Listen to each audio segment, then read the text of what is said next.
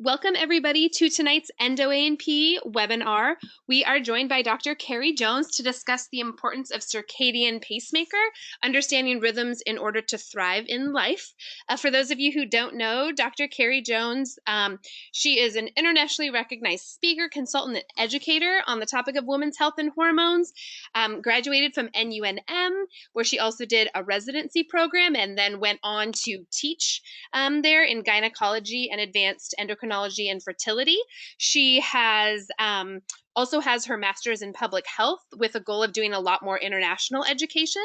And she has been the medical director for 2 large integrative clinics in the Portland, Oregon area.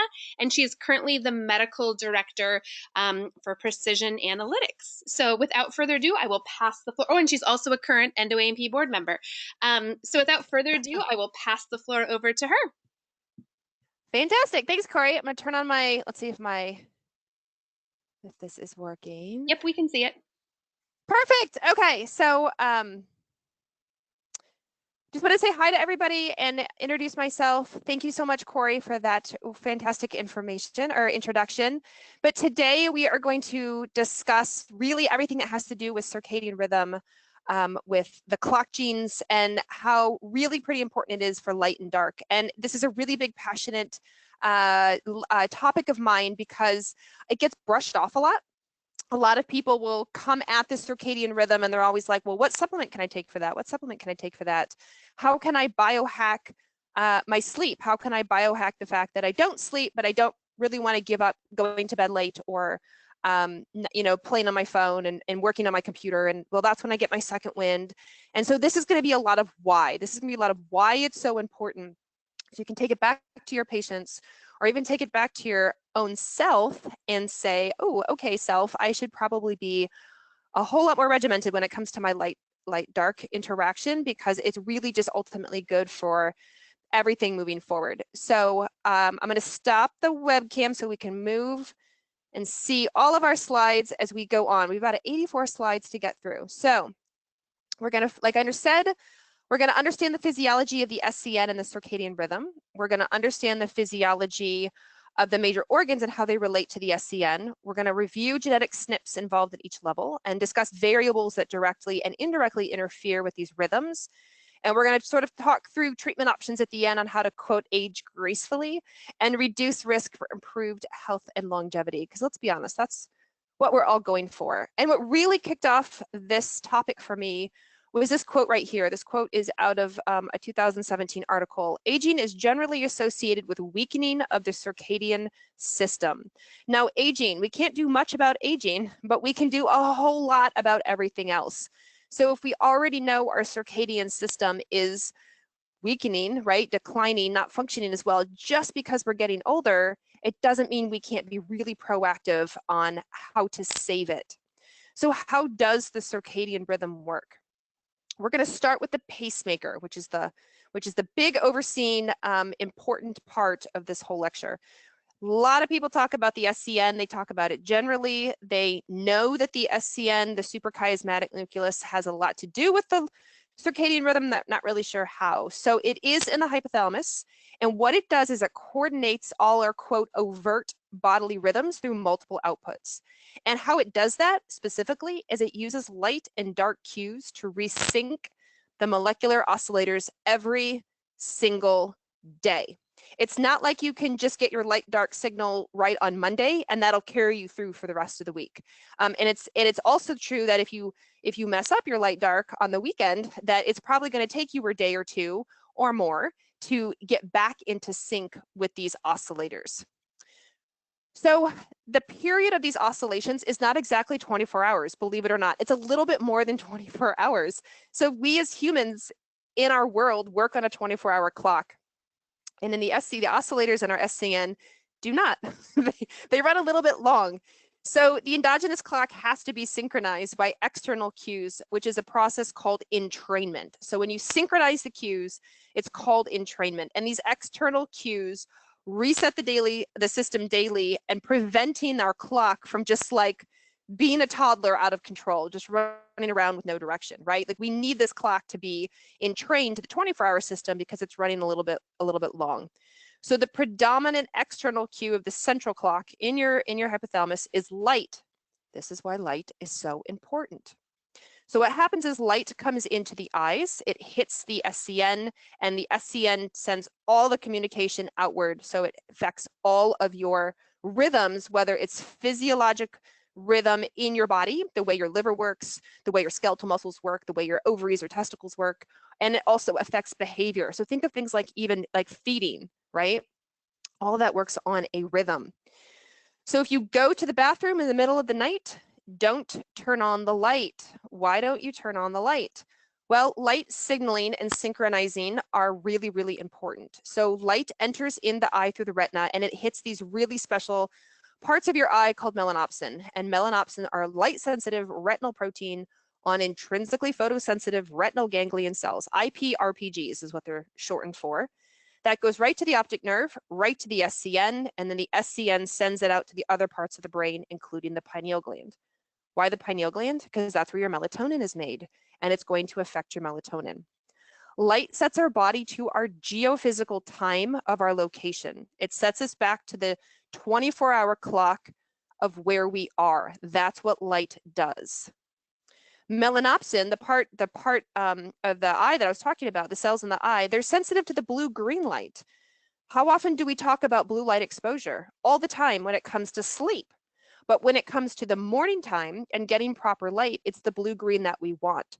So it's between the 450 to 500 range where it's the most sensitive, and it increases alertness.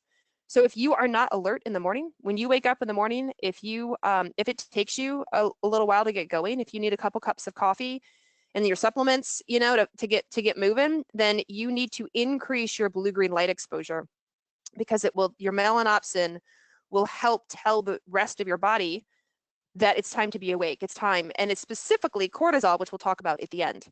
Melanopsin also tells the pineal gland to stop making melatonin. So this is why if you go to the bathroom in the middle of the night and you turn on your bright lights, you turn on your 45 or 60 watt light bulbs in your bathroom, it could, in sensitive people, tell the pineal gland to stop making melatonin. So it depends when you go to the bathroom in the middle of the night. If you need a visual reminder of what the lights look like, at noon on a full sunny day on the left-hand side, that's what's called full spectrum. You see the violet in the blue and the green, right? The yellow, the orange, the red. It's the whole thing of the rainbow. And in the evening, as we move into the evening, it shifts and sunset is reddish, red-orange, right? And then at night, we get into a lot more red. This is natural. This is naturally what happens in nature. Obviously, we can mess this up using TVs and tablets and phones and bright light bulbs and what have you. But this is gradually how dawn till dusk and into the night works. So why is red light so important? What does red light do? Well, historically, it signals darkness is coming. So as dusk is approaching and on a not rainy day, and the light, the sun is setting, then it becomes that sort of orangish red sky. The fire and candlelight are orangish red, right? And it's signaling darkness is coming. It's some people, it does help phase shifting to get ready for bed. Some people are very sensitive to red light. It really works for them. For those of you who like camping and, sleeping outside, a lot of people say is they get more into outdoor activities like camping, and that when they sit by the fire and then they sleep in their tent, they actually sleep really, really well and really deep, because not only do they phase shift from daylight into red light and then it's complete darkness in the forest or wherever you are when you're camping, red light can help also signal melatonin production out of the pineal gland. That leads us to complete darkness. What does complete darkness do? This is what resets a disrupted or dysfunctional circadian rhythm. So light entrains it. Light sets you to your geophysical time, and darkness resets it. So if you have a screwed up dysfunctional circadian rhythm for whatever reason, dark is very, very, very important. It helps reset you. Darkness is what increases melatonin production and decreases cortisol production. So there are genes involved in this. What genes are involved in keeping the clock ticking? Well, it turns out there's two rhythmically active transcription factors known as the clock gene, appropriately enough, and BMAL1 or BMAL1. So the two genes, when you're looking at the circadian rhythm, it's ridiculously complex. If you just Google image clock gene or clock gene pathway, it's like a spider web of feedback loops that occur. But it's very easy to manipulate with timing of pretty much everything you do, including, and most importantly, your light dark exposure. Your clock and BMAL1 are the positive branch of the feedback loop, and they bind to E-box elements, which promote. So you want clock and BMAL and your E-box, they all work together and promote, turn on, push.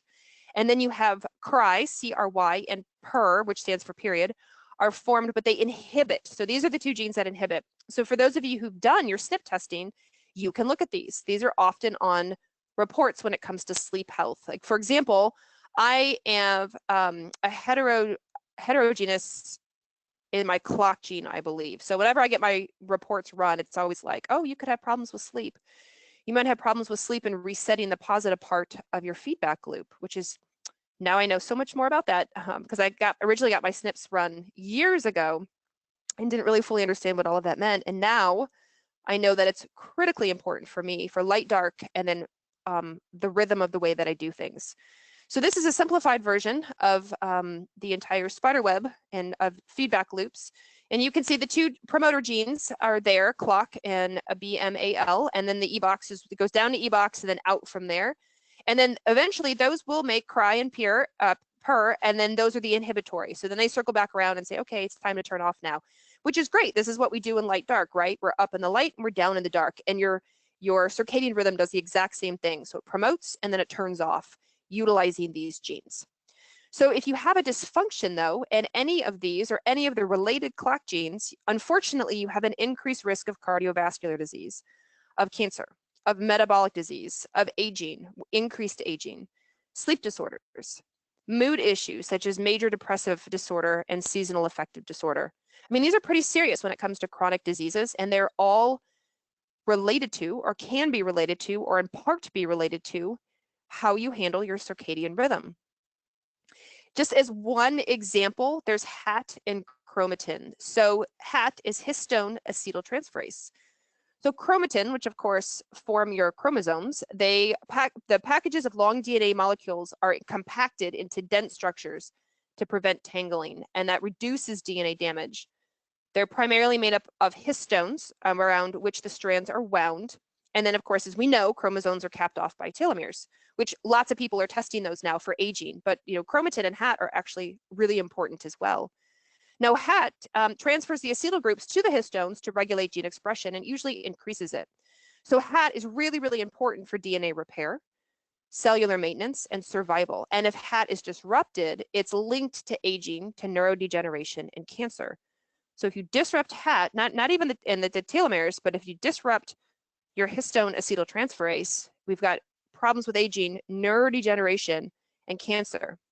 Why is this important in this example? Because the clock gene itself has HAT activity. So if you have a disruption in the HAT activity of your clock gene, now you have this downstream system-wide effect because the clock gene in your circadian rhythm affects the rhythms of literally every other cell that works on a rhythm in your body. So if the central clock goes, then it all goes. This is why it's really important to have proper circadian rhythm health for humans.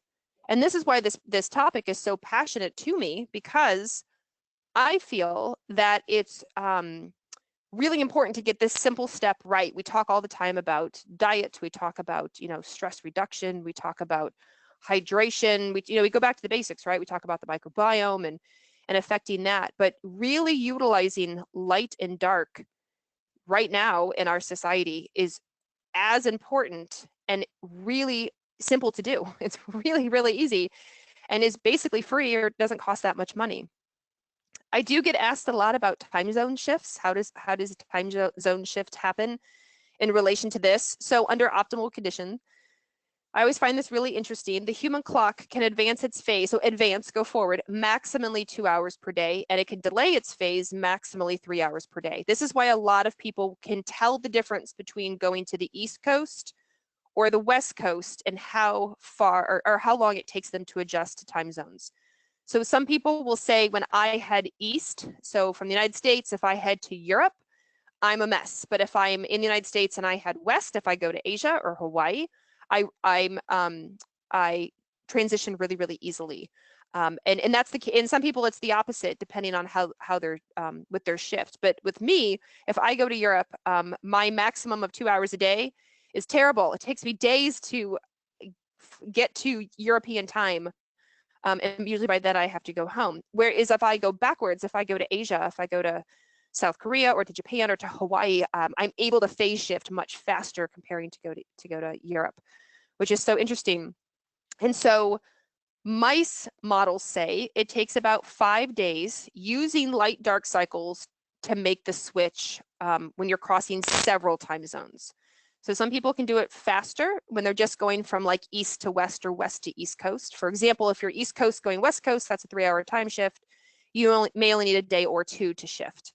But if you're going, multiple, even further than that, if you're going to Australia, if you're going to South Africa, that can be a huge shift. So what happens ultimately, why do people feel so terrible? Why does it take time? Because your internal timing is at odds with your geophysical location. This is why light and dark is really, really important. This is why they say when you get to wherever you're going to stay up in the light and use their dark of wherever you're at to help you reset your circadian rhythm. And then in the morning, use the light to try to remind yourself of what your geophysical location is. Interesting, isn't it? Of course, I have to mention this. There are biohackers out there that feel they can speed this up, and you see this all over the place of people who tell you of various things they do or have done or supplements they take, and it helps them adjust much, much faster. But the basic, just everyday person with their circadian rhythm, we're trying to get the internal timing and the geophysical location to line back up again, and it can take a couple days or more. So that leads me to the peripheral clocks. We talked about the SCN and the central pacemaker. The peripheral clocks, they are resynced by the central pacemaker, which is great, but they are entrained by other stimuli. So food availability, hunger and fasting, hormone secretion feedback, metabolite nutrient availability feedback, physical activity and exercise, and even temperature, whether you're in a cool temperature, a warm temperature, even as something as simple as what's the temperature of your bedroom and how hot or cold you are before you go to bed, will entrain other clocks throughout the rest of your body. So the central pacemaker resyncs them, but they are not necessarily light dark set. They are entrained by other stimuli. So examples of hormones that I'm talking about, think of like cortisol, right? And the zone of fasciculatus cells, your adiponectin, your leptin. Leptin is predominantly made at night. It's one of your big hormones for satiety and for energy expenditure. Ghrelin, your vasopressin, your insulin, your glucose, your melatonin, also predominantly made at night. Now, the NAMPT enzyme, which is not exactly a hormone, but it does make NAD, and NAD, believe it or not, is really, really important for health, of course, but also with your clocks. I'm going to show you that in just a second. So these are just a small example of hormones that work on clocks and how your rhythmicity in your body and what you do will really help these hormones. So if you are struggling with cortisol, if you are struggling with sleep and melatonin, if you are struggling with hunger, if you find yourself snacking all day long, now that you're home all day long, you're throwing off your rhythm and it's affecting these hormones in the long run. So what affects the clocks at large? So of course, disruption in light dark exposure, decreased pineal melatonin production. So anything that decreases melatonin production, whether it's cortisol, whether it's light, whether it's traumatic brain injury, right? These can all affect melatonin. Circadian disruption, so shift work. We love our shift workers. We're grateful for our shift workers, but they do definitely have a disrupted clock. Travel across time zones, and of course, jet lag, which I talked about. Any kind of sleep problem, so decreased time of sleep, sleep disruption, sleep apnea, disordered breathing, snoring, all of that will affect clocks, affects oxygenation to the brain, and just affects the way the clocks works downstream. Food intake versus fasting. So if you're on a scheduled meal plan versus if you're a grazer all day long, your type of food consumed at different times. If you do calorie restriction, intermittent fasting, or prolonged continuous fasting, I could even throw in there, of course, the fasting mimicking diet. All of these affect your clocks, but they affect your clocks individually. It doesn't necessarily, doesn't mean if somebody does time restricted feeding of like a 16/8 schedule might work really, really well for them. And somebody else might do even better on a 20 fast 4-hour feed. And other people may do better on a 12, like a 12-hour, like a shorter window. And so it's definitely dependent on the person. There's no one size fits all. But other things that affect the clocks, if they have decreased NAD, your posture. So are you upright? Are you semi-recumbent? Are you completely recumbent? So are you upright at your desk working? Are you lounging on the couch, or are you completely reclined watching Netflix all day? That'll affect your clocks. Your mood affects the clocks, just like your clocks affect the mood. Your exercise, so the time of day you exercise and the type of exercise that you do. If you're a morning person exerciser, a midday exerciser, are you all cardio all the time? Are you just weights? Do you a combination of both? That will all could affect your clocks. And then temperature, like I said. So body temperatures peak mid-afternoon and drop, of course, during sleep. At least they should in theory. So do these affect everyone's clocks the same? Just like I said, nope. It's individual to a degree, and this is why we can provide general guidelines. We can, start with basic stuff, and then it's important that you pay attention to your symptoms and see what's going on. So let's discuss a few disruptors. The first and foremost is eating, because it's probably the number one question that I get. Should I fast? Should I not fast? Should I eat carbs? Should I not eat carbs? I don't know what to do. Well, here's what's interesting. And this quote was from 2015. So this quote was done, of course, before the pandemic of 2020. So how were Americans eating back then when they weren't working from home all the time and, had a limited access to their kitchen and their pantry? Even back then, 11 eating events over 15 plus hours in a day.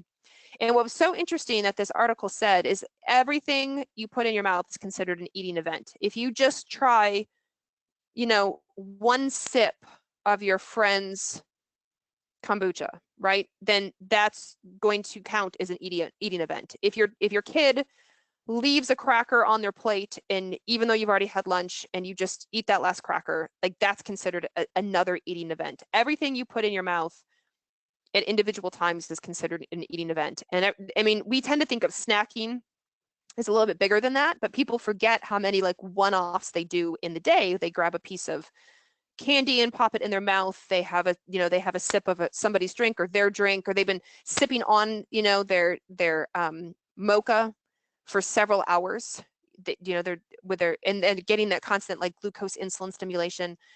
So that's 11 eating events a day, and I would argue now with everyone being home, this is probably increased. So feeding versus fasting. In this study in 2008 found that improved cardiometabolic risk factors and weight management for those consuming the most calories in the first half of the day. Why? Because the gene response to hours fasting and time of day is heavily concentrated in adipose tissue, but also the liver, the pancreas, and skeletal muscle. Your insulin sensitivity, your beta cell responsiveness, and glucose tolerance, postprandial thermogenesis, and leptin sensitivity are generally better in the mornings. Most of these clocks are, remember, they're on a circadian rhythm. They're rhythmic. And most of these clocks in most but not all people are probably more active in the morning.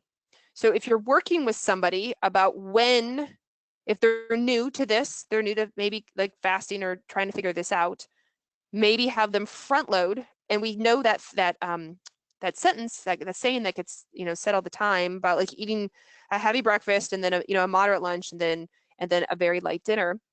Now I know that's not always ideal because of social situations where you want to go out or you want to enjoy dinner or something happens where it's late, but on the whole, at least in this study, that because we know the functionality of the clock genes is to be more active earlier in the day, then it may be to your benefit to eat earlier in the day.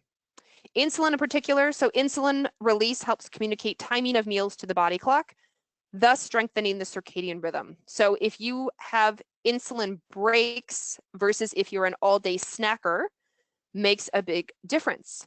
If you're an all-day snacker, that can screw up your circadian rhythm.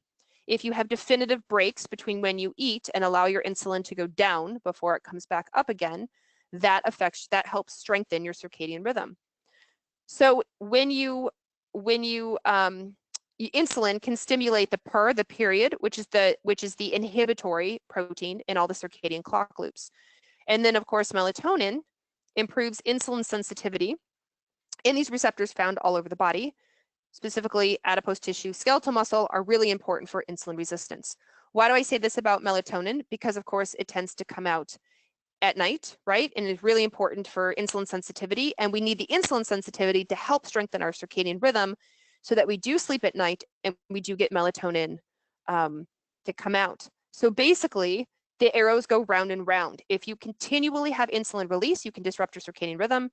Now you can't make melatonin at night. That worsens your insulin sensitivity, and around you go.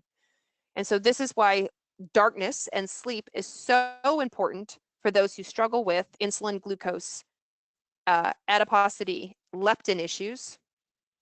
And then the timing of feeding is so important as well because of insulin's effect, of course, on everything I said, and melatonin.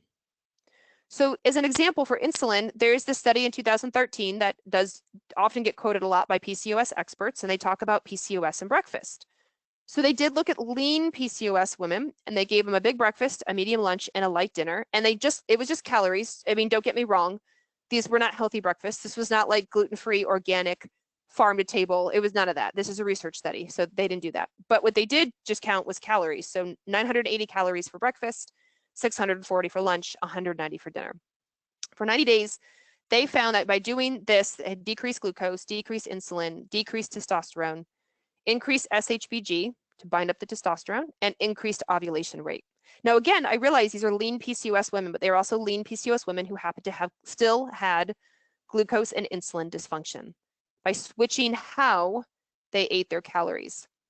The other group had a small breakfast, a medium lunch, and a large dinner, which is actually really quite common. People will grab a coffee for breakfast, or maybe coffee and a muffin, or coffee and something quick. And then they will eat lunch at the office, and then they will come home and they will snack, and they will eat with their family, or they will get takeout, or they will go out to eat. And the portions are generally really quite large for a lot of, sort of that standard American diet or Western diet. And so with this study, they were saying, try the opposite, try to flip it. Heavier in the morning, lighter at night. And of course, when it comes to intermittent fasting, and I did want to quote Dr. Longo, just because of some of the stuff he has studied. So he, of course, I know has made the fasting mimicking diet famous, but studies of intermittent fasting, the prolonged fasting and time-restricted feeding in normal and overweight human subjects have demonstrated efficacy for weight loss and improvements in multiple health indicators, including insulin resistance and reduction in risk factors for cardiovascular disease. So if you switch when you eat your food and you give definitive breaks in between them and still allow some fasting, that seems to be the most effective when you're looking at these clocks and insulin and glucose. So fasting signals the degradation of the CRY, the cry, which is inhibitory to your clock gene. So you pull off the inhibition, and now clock can do its job, can activate again. And feeding increases the cellular energy state, increasing components to make NAD and SIRT1. So we fast to help reactivate clock, and then we have feeding to help improve our NAD and SIRT1. But it's definitive, right? That's what fasting is. We have feeding and fasting. Feeding is also a signal to the clocks in the liver, the adipose, the pancreas, and the skeletal muscles to turn on. It helps. Remember, feeding is an entrain, just like fasting. They can entrain the clocks in all of these in all of these cells. So you want to use them to your advantage, and you want to use them in definitive times as opposed to grazing all day, 15 plus hours, which is what a lot of people tend to do. You want to use the circadian rhythm of the clocks to your advantage, especially if you're struggling with insulin, leptin, glucose, and weight, because it could make a huge difference. So the cellular molecular mechanisms by which intermittent fasting improves health and counteracts disease processes involve activation of adaptive cellular stress response signaling pathways that enhance mitochondrial health, DNA repair, and autophagy. So we end up, instead of feeding all day long and having just snacking all day long for 15 plus hours, which completely throws off our circadian rhythm, we get the opposite by introducing intermittent fasting coupled with appropriate feeding with breaks in between helps the mitochondrial health, DNA repair, and autophagy. Then there's time-restricted feeding. So feeding consolidation, which I thought that was really funny. Feeding consolidation reinforces diurnal rhythms and thousands of hepatic transcripts. So the confined time that you eat. Whereas temporal spreading, which is the 15 plus hours that you eat in a day where you snack 11 plus times, of caloric intake in a regular feeding schedule as found in shift work dampens diurnal rhythms. And I would argue that now, with a lot of people reporting that their snacking has gone up, their eating has gone up because they're home all the time, and they're bored or they're scared or they're anxious or they're worried. And as a result, it's also leading to other things such as weight gain, which we know, but it's also affecting, sleep schedules, and it's affecting mood, and it's affecting hormones, and it's affecting all sorts of things because they've got that temporal spreading now, as opposed to being more on a schedule if they had to go into work where things are more, defined and finite. So feeding and fasting. Be careful of your temporal spreading when it comes to fasting, or excuse me, when it comes to feeding, and be more mindful of your fasting and how you eat and taking breaks in between if insulin, glucose, and leptin are an issue for you. So let's talk about NAD and the clock genes. So NAD and SIRT1. So SIRT1 is a sirtuin, right? It's a sirtuin protein that's important for cellular health, which is like your mitochondria. And it helps control circadian rhythm and DNA repair. Sirtuins are anti-aging and improve longevity. Your main coenzyme for SIRT1 is NAD, made by your NAMPT enzyme. So we know this is a coenzyme form of B3, so this is why vitamin B3 is so important, found in all cells, and it's the major electron acceptor for your redox reactions. And most importantly, NAMPT is driven by clock in BMAL1 and follows your circadian rhythm. So if you are struggling with anything anti-aging and longevity, then you want to utilize the light dark, and you want to be mindful of the fact that that's also affecting your NAD and your sirtuins. So if we look at this, you will see coming right out, do I have that circled? I don't, sorry. I thought maybe I had it highlighted. Coming right out of the clock in the BMAL1, you can see SIRT1 regulated circadian genes down to NAMPT, makes NAD, which goes up and then further supports your sirtuins. What does this mean? This means if your circadian rhythm is a mess, then you are going to struggle with NAD and you are going to struggle with your sirtuins. So anything that affects NAMPT function, so circadian disruption, inflammation, oxidative stress, ischemia to organs that make NAD, which is a lot, aging, natural aging, but having a dysfunction in this can accelerate aging, and degenerative disease, but we know a dysfunction in this can also accelerate degenerative disease. So these alone, which a lot of people have, can really affect our NAD and subsequently affect our sirtuins, which I will go back and show you. And then that will also cycle back and affect our circadian rhythm. And again, it just goes round and round and round.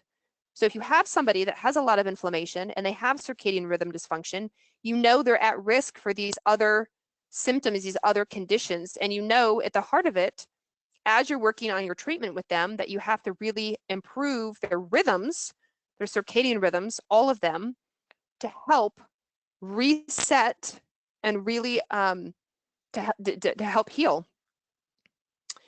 So if NAD decreases because of any of these things, then SIRT decreases, the circadian rhythm can become dysfunctional. And ultimately, cellular health or mitochondrial health will decline. Now, we know mitochondrial health has a lot to do with energy, right? We call them our powerhouses. But as a reminder, most all of your hormones are made in the mitochondria. Some of your hormones start out being made in the mitochondria and go to the endoplasmic reticulum, and then they circle back around into the mitochondria. But if you are having hormonal dysfunction, they are made in the mitochondria of the cells. So if you're struggling here, if you're struggling with NAD and you're struggling with your SIRT1, if you're struggling with circadian rhythm and inflammation and stress and all of this stuff, and you're struggling with hormonal issues, energy issues, got to support that mitochondria. Let's switch and talk about the dark side of blue light, because we all talk about blue light with ourselves and with our patients. So light timing and the circadian rhythm. As I said earlier, light entrains the circadian rhythm. Light, according to this 2014 article, light is the most potent synchronizing factor for the suprachiasmatic nucleus. Light greater than 180 lux can phase shift the circadian rhythm through the SCN. Chronic low-level light can alter the circadian rhythm at night. What's considered low-level in this study, they said like light out a window. So if your neighbor has their light on, their patio or porch light on, and it shines through your window, night lights, glowing lights from electronics can even, depending on how bright it is, think of a clock. Have you ever stayed in a room, like a hotel room, and the alarm clock was the brightest thing you've ever seen, and you're trying to find the plug to unplug it or something to cover it up? That light can phase shift your circadian rhythm at night. You have to be very careful. Like I said, darkness resets a dysfunctional circadian rhythm. Light entrains, darkness resets. You need them both, they work together. So blue light is known to suppress melatonin production from the pineal gland. Blue light specifically is in the 380 to 500 range. Artificial sources we talk about all the time: fluorescent lights, compact fluorescent light bulbs, LEDs, flat screen LED televisions, computer monitors, smartphones, tablet screens. We talk about this with our patients. We know better for ourselves as practitioners that we should be avoiding our electronics at night, but you're probably watching this webinar at night right now, and I appreciate that you're affecting your phase shifting, your circadian rhythm while you're watching this. Melatonin generally starts to release about 2 hours before bedtime. On average, for the average person who goes to bed, who's a day shift worker who sleeps at night, the average melatonin output is between like 8 and 9 p.m. and peaks around 3 to 4 a.m. So if they're on their light devices, if they're on smartphones, tablet screens, what have you, after 8, getting close to 9, it can really affect their melatonin production. 45 lux light exposure for 1 hour at night decreases melatonin about 60%. What's 45 lux? They said roughly the brightness in a covered parking or in a lit up stairway, which was really pretty funny to me, because I was like, well, that's really pretty specific, and bright, because they don't equate lux to watts like we think of, like, oh, is that 45 watts? It's not. It's a different form of measuring lightness in a room, but the brightness in a covered parking lot or a parking structure or in a stairway is probably about the brightness that most people have at home, when they're watching TV, they've got a few lights on when they're getting ready for bed, and that can really affect melatonin in a sensitive person. So you've got to be careful with light exposure at night. And so light at night disrupts the circadian rhythm, impairs sleeps, alters endocrine signaling, such as with cortisol. And in this study, what it ultimately can lead to, which we know, is weight gain. Now, and this is a mouse study, but we know with humans that it absolutely, sleep absolutely can affect weight gain in humans as well. So in this chart, what they said is that the OSHA, Occupational Health and Safety Administration, they recommend 500 lux for in general for an office, or excuse me, this study said they recommend 500 lux for an office, and OSHA mandates at least 320 lux in an office. So remember, if we go back to 45 lux exposure for an hour can decrease melatonin. So if you are in your office at night working, or your patient's like, well, I have to stay late and work, and they leave the lights on, all the lights on, of course, then they're looking at somewhere between 320 and 500 lux just at their office alone, which is fine in a day.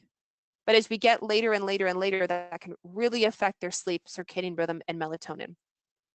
So speaking of light, how does light affect cortisol, especially in the morning when it comes to the cortisol awakening response?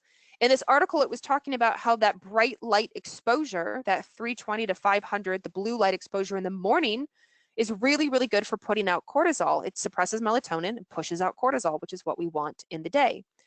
And as I was reading through this study, I get down to the part that's in red, and it says, more recently, this researchers showed an acute suppressive effect on cortisol levels following bright light exposure, 10,000 lux of white light for 6.5 hours. And I thought, wait, hold on, I thought it was supposed to be really helpful. And then I pulled the study, and the 10,000 lux suppressive study were fluorescent lights, such as commonly in offices or big stores or what have you. So they're not everybody uses fluorescent lights, but in this study, they were specifically GE Philips fluorescent lights. And as a reminder to go back, This is what daylight looks like. We have sunlight, we have LED, we have incandescent, and then full spectrum fluorescent looks like the picture on the right. Not exactly the same. So there's warm fluorescent and cool fluorescent. So the warm fluorescent do still have green, but more orange, and the cool fluorescent has more blue and green and way less orange and red. So that cool fluorescent's common in offices and stores because they want that blue and that green to try to keep you alert. But what happens is for a lot of people, fluorescent lighting actually makes them very tired. If they're in a fluorescent lighting office a lot, it can be suppressive to cortisol. The way that the light on the wavelength spectrum is set up is not, of course, not the same as daylight or LED or incandescent, and it actually ends up making them feel really tired due to the effect of cortisol. So speaking of cortisol, let's talk about your circadian rhythm in cortisol. So as a reminder, the HPA axis, we have the hypothalamus releases CRH, which tells the pituitary to release ACTH, and then you get the adrenal hormones that come out, aldosterone, DHEA, cortisol. Norepinephrine and epinephrine is actually stimulated production by ACTH, but of course it's released through sympathetic signaling. But if we just focus on cortisol, the normal response that we want out of our patients is to have a lower waking, and then it rises in the morning, down in the afternoon, and really down before they go to bed. So we need that healthy rise and fall of the circadian rhythm when we're looking at cortisol. So a disruption in the clocks can disrupt the general diurnal cortisol pattern, especially what's known as the cortisol awakening response. Now, the cortisol awakening response I have talked about before, but I just want to go through it just briefly, just to remind you of the importance of the car on so many aspects of the body. So the car works by this. As your awakening gets closer, the brain is talking to the adrenals and says, hey, can you make cortisol? Can you make cortisol now? Can we make it now? And the adrenals go, not yet, not yet. They haven't opened their eyes yet. I don't detect light. And so as soon as their eyes open and light enters in, again, light's so important, the blunting releases, ACTH binds to receptors, and cortisol comes out. And the body switches from conscious, which is I'm awake now, to alert. And it takes about 20 to 30 minutes to make that transition in a healthy person. So cortisol rises sharply, about 50% in 30 minutes to give you full alertness in the day, and then gradually declines so that it's low at night, and then melatonin can come out. So cortisol is like your sun, melatonin is like your moon, but cortisol is very, very entrained by the light. So if you're working with somebody that has a lot of cortisol issues, make sure 100% that they are utilizing the light and the dark to not only entrain and reset the overall circadian rhythm and the rest of the clocks, but their cortisol production as well. So the health of the car is so important for a number of reasons. It influences lots of areas of health. Like I said, it helps with alertness in the morning. If you are not alert in the first 30 minutes of waking up, you likely have a cortisol awakening problem. And you can ask your patients, how long does it take you to feel alert when you wake up in the morning? And if they say it takes them a couple hours, a couple cups of coffee, they never feel alert, a good solid hour. By the time they get to work, maybe they feel alert. You know right there, just by answering that, just by knowing physiology, you know their cortisol awakening response is not healthy. And you know their circadian rhythm at large is not healthy, and therefore they have clock problems. Talk to them about their energy levels, because the car influences that. Stress response, resiliency in the body, their level of feeling stressed out, like right now. Blood sugar management. Remember, cortisol is a glucocorticosteroid. It is gluco because it is primary job, number one job is to manage glucose. So if your patient cannot get their blood sugar managed, if they swing from hyper to hypoglycemia, or if they're pre-diabetic or diabetic, they will never get their cortisol right. They have to get their blood sugar right before they can get their cortisol right. It's what cortisol does. You've got to manage that. Autoimmune development and progression, the sharp rise of cortisol in the morning helps influence the way that your thymus the thymus gland deals with T cells that have failed central tolerance. So that sharp rise in cortisol helps kill cells that have been accidentally made autoimmune and figured out by the thymus gland and pulled aside to get killed. If you don't have a healthy cortisol awakening response, you could increase your risk for autoimmune, or increase the autoimmune that you already have. So you want to get that rise of cortisol in the morning. We know cortisol has a lot to do with inflammatory regulation, infection, memory and recall, and cancer outcomes. So the cortisol awakening response does a lot. And when you're looking at the whole curve, when we zoom in, again, like I said, you're looking at that first 30 minutes of the day on the rise, and then as it gradually falls through the rest of the day. And it's very, very, very entrained by the light, just like everything else. And when you're talking with your patients, when you're testing your patients, however you test them, that waking point should be higher than the afternoon point. And if their waking point is lower than the afternoon point, then you have a real problem with their morning cortisol, and they will benefit the most from having light exposure first thing in the morning, because you have to give them that oomph to get their cortisol up and out there to help with alertness, help reduce autoimmune, help inflammation, infection, memory, what have you. So we know the clock disruption can affect a PM cortisol. This is kind of a no-brainer. I just wanted to put it out there as a reminder. So again, when you're doing testing, however you do testing, and then you see that night cortisol pop up there, they often tell you they can't fall asleep, they can't stay asleep, their mind is racing, they're wired but tired. A lot of times you will see this pattern in parents and entrepreneurs, because they get that second wind. The parents will put their kids down to bed, and this is when they can finally get stuff done. The entrepreneurs will have worked all day, they will maybe stop for dinner, and then they will continue to work into the night, because they will get that second wind, and they're hustling to get their business off the ground or continued successful. But what they're doing is they're continually turning on they're making it the clocks, right? They're continually activating their circadian rhythm, using the light from their computer, from their phone, from their tablet, whatever, to tell the brain, don't go to bed yet, don't make melatonin, continue to produce cortisol. So they're making their circadian rhythm dysfunctional. So let's reset the clock, right? Let's reset it. And I hope this is going to sound like we've gone all through the what and the why, and then this is the how in summary. And hopefully you'll understand that it's really quite straightforward. So if you're going to eat carbs, if you're a person who does eat carbs, try to eat them earlier in the day, because that's when your leptin, because leptin comes out at night, so it's you find it highest, sort of in the morning, and then it tapers off from there. Insulin, glucose, more sensitive earlier in the day for most people. Consider time restricted feeding, however that looks for you, however that works for you. Consider eating early and end early in the day.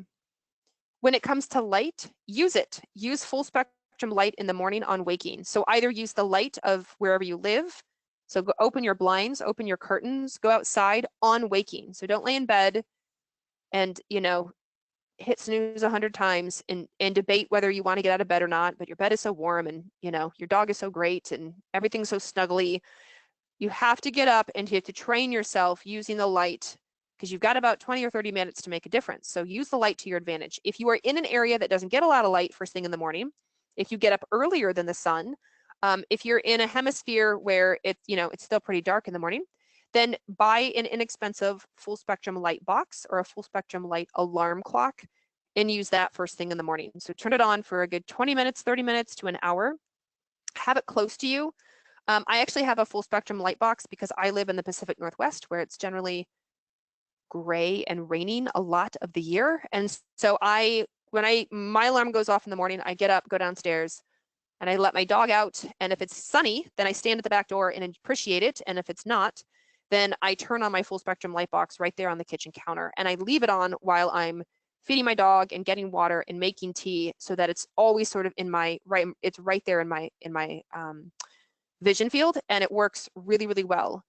It's not immediate. It does take, some time to train your body to use the light. It might take a week or 2 weeks to do that. But I have heard so much positive feedback by just utilizing the light. I am the huge fan of either a light box or, of course, using the sun. Movement in the morning, exercise, stretching, walking, yoga, even if just a little bit. Even if you prefer your big workout in the afternoon, that's fine. But if you have issues with your circadian rhythm and you're just trying to get going in the morning, 5 or 10 minutes of some gentle exercise, stretching, walk your dog, do some yoga, do something, jump rope can be really helpful. And then any supportive supplement that you're going to take it first thing in the morning after waking.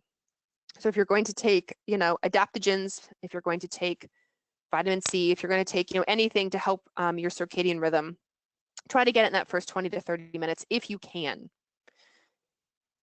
Supplements to consider: antioxidants, anti-inflammatories, B vitamins like NAD or niacinamide, mitochondrial support, adrenal adaptogens, glandulars as warranted, and then of course brain support, because we're talking about the hypothalamus. So things like cordyceps and things like bacopa, things like fish oil, omegas could be really important here. Now, what about the PM? So at nighttime, don't eat late in the evening, or try not to. Limit that. Utilize the red light or dim your lights in the evening. Wear blue light blocking glasses. Wind down at night. Have a really good sleep hygiene pattern, right? Avoid stimulating activities like scary movies or the news. It's amazing to me the number of people who like to watch scary Netflix shows and then they tell me they can't sleep. I'm like, what do you want a pill for that? Like, I don't think Skullcap's going to help that, or Passion Flower. Like, I think you need to stop watching scary movies, or they'll watch the news and they'll get all revved up and they'll get all upset and they'll get all, anxious or mad, depending on the news. And then they can't sleep. I'm like, stop watching the news at night. Save that for the morning, or don't watch it at all. Sleep in total darkness. This is critically important. Sleep in total darkness. Cover up the lights. Don't use a night light. If your neighbor has their light on, talk to them about it. They'll shut it off at night, or buy blackout curtains. Consider using a sleep mask. You want to sleep in total darkness because you need to reset your circadian rhythm. Remember, it's not entirely on a 24-hour schedule, so you need the light and the dark together to help entrain and reset every single day, not just on Monday when you think about it. Try sleeping in a cool temperature. So a warm shower or bath will send the heat to the extremities and cool the core, so that when you go to bed after the fact, hopefully you will have a much better sleep. Supplements to consider in the PM: if you're going to use melatonin, consider your timing of melatonin 2 to 3 hours before bed. Please remember that the original MIT studies on melatonin were a smaller dose than we historically take. The original studies say that our physiologic output is more along the lines of like 0.3 milligrams. But right now, of course, most of the supplementation out there is in the 1 to 5 milligrams, and then which is very different than like oncology. Oncology is using 20 plus milligrams. So just be aware of the physiologic output of melatonin. I think it is lower than what we actually tend to think. Your anxiolytic, your calming herbs and supplements, of course, like your passion flower, your skullcap, your theanine, your chamomile, your holy basil, your ashwagandha. That's what you're thinking there. Cortisol reducing herbs and supplements, skullcap and magnolia, phosphatidylserine, again, your ashwagandha, again, L-theanine. All of these are really, really helpful reducing cortisol, as you know. Magnesium, in particular, mag-threonate is helpful to increase BDNF. It does a lot of really good brain support. So if you, in this conversation, if your patient also, could benefit just from using it, just from BDNF and from general brain support, magnesium threonate is probably the way to go. And then anti-inflammatory herbs and supplements before bed, especially if they're in pain or fighting infection, and that's driving up cortisol or really affecting their circadian rhythm. So in the words of this study, in the words of this 2019 study, an ideal circadian day for an average adult would involve 8 hours of sleep, waiting for at least an hour after waking up before the first caloric intake of the day. And I would add, let's see, at least 1 hour of exposure to bright light within the first half of the waking hour to entrain the hypothalamic clock to ambient light and to suppress melatonin. So get up, get light first, then eat. And at night, exposure to dim or blue depleted light for 2 to 3 hours prior to bedtime to build sleep pressure, and no caloric ingestion of food, right? Of course, for 2 to 3 hours before bedtime. Like, how simple is that? I know we talk about this all the time. I know this is ideal. I know we post about it on social media all the time, but I wanted to give you 83 other slides to show you the why and the how behind all of this. Why do we say use light in the morning? Why do we say sleep in darkness? Why do we say utilize fasting and breaks in between meals to your advantage? Why do we say timing of meals is important? And now you know the why to everything so that you can explain it to your patient, or maybe even use it on yourself for the better. And that, with 3 minutes to spare, concludes our talk. Thank you so much for listening. And if you have questions, I'm happy to answer, or you can email me. Perfect. That was like perfect timing. We do have a couple questions, and people can feel free to type questions, and we only have a few minutes to answer them right now, but like I said, we can forward them to the email that Dr. Jones has listed, or again, the EndoANP members Facebook group is a great place to kind of continue conversations too. One of the questions was, are you familiar with chronotypes, the different types of circadian rhythms that are genetically inherited? Curious if you can speak to that. Yes, I just got I took a quiz. I'm a lion. But I know there are different chronotypes, and I have the book to read it. So I'm going to include that more into my lectures because I think it's important. But I haven't read the book yet. I just know I'm a lion. Great. Another question. Oh, these are two kind of maybe, similar or kind of can go together. It was a couple things about some therapies. What would be the best time for like a sauna, and like what about contrast showers for morning? Big fan of contrast showers for morning. And I've looked into the research on sauna, like the benefits of sauna, but timing of sauna I haven't looked into. Anecdotally, I would say a lot of our practitioner friends will sauna in the evening, and then they will do a cold shower or cold plunge, and then go to bed. And I anecdotally hear that over and over. That's really helpful for sleep. Their sleep. Great. And this might be just time-wise, the last time we have for questions is any helpful hints for those patients who say they've always been a quote, night owl, and that they function better at night? The patient I have in mind actually has a largely normal cortisol curve. So that goes back to the chronotype question, that it may just genetically be how they function, and it's 100% okay for them.